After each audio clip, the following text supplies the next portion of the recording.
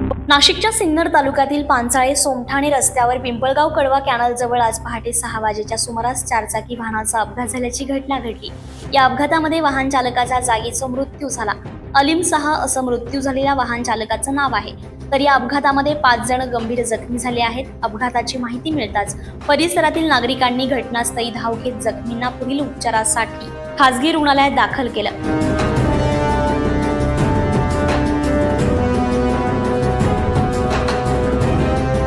दरम्यान पांचाळे सोमठाणे रस्त्यावर गेल्या 3 दिवसांत तब्बल 9 अपघात झाल्याचं स्थानिक नागरिकांकडून सांगण्यात आलंय। त्यामुळे या मार्गावरील सुरक्षिततेचा प्रश्न पुन्हा ऐरणीवर आलाय। या रस्त्यावर अद्याप आवश्यक ठिकाणी स्पीड ब्रेकर, रिफ्लेक्टर, दिशादर्शक फलक तसेच रात्रीच्या वेळी वाहन चालकांना मार्ग स्पष्ट दिसण्यासाठी आवश्यक सुरक्षा उपाययोजना करण्यात आलेल्या नसल्याची तक्रार देखील नागरिकांनी केली आहे। 5:45च्या सुमारास गाडीचा आवाज आल्यानंतर आम्ही ग्रामस्थ इथं आलो। त्यावेळेस गाडीतून बऱ्याच जणांना वाचवता आलं, पण एक जणाचे पाण्यात डोकं पडलेले असल्यामुळं त्यांना वाचवण्यात आम्हाला यश आलं नाही। बाकी सगळ्या लोकांची आम्ही सेवा केलेली आहे। पांचाळ्या सोमठाणा हायवे इथे ना वारंवार ॲक्सिडेंट होते। इकडं रात्री 5:05 वाजता एक बाहेर ॲक्सिडेंट झालाय। ती समोरून येताना टर्न मारताना इथं खूप मोठा टर्न आहे, पाटामुळे टर्न मारताना समोर इकडून लक्ष देत नसल्यामुळे इकडून सरळ तो खाली गेलाय। 4-5 माणसं ते ड्रायव्हरचं मृत्यू झालाय आणि बाकी खूप गंभीर जखमी आहे।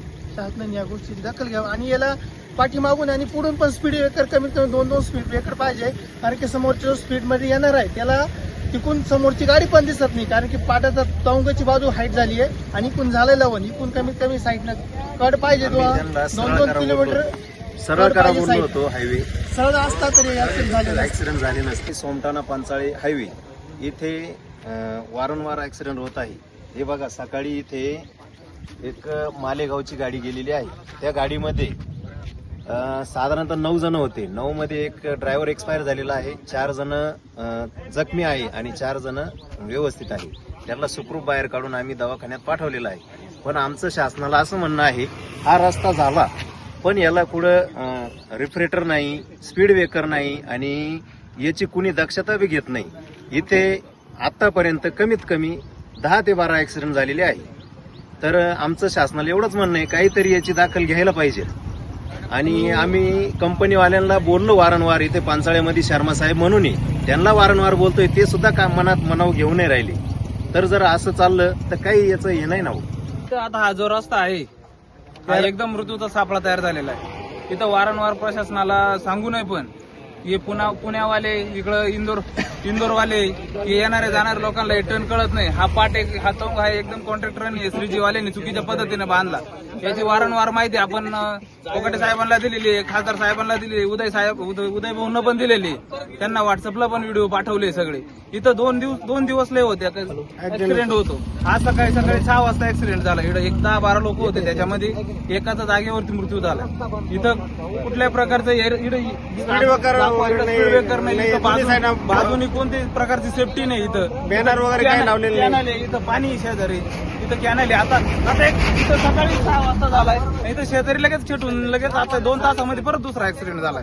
तो पण दाखवा तुम्ही तिकडे गाडी पडलेली। प्रशासनाने काहीतरी याच्यावर तात्काळ याच्यावर काहीतरी कारवाई केली पाहिजे, कारण की वारंवार लोकांचा जीव जातो इथं। आम्ही वारंवार भाऊंना, खासदार भाऊंना पण व्हिडिओ टाकलेले, आमदार साहेबांना पण टाकलेले, उदय भाऊंना टाकलेले। 3 दिवसात यांनी त्या स्पीड ब्रेकर टाकले पाहिजे। यांनी 4-5 ऍक्सिडेंट झालेले, प्रत्येक वेळेस मदत भेटणं असं काही सांगता येत नाही। मनमानी चालू आहे, कुठल्या प्रकारची सेफ्टी नाही, काहीच नाही।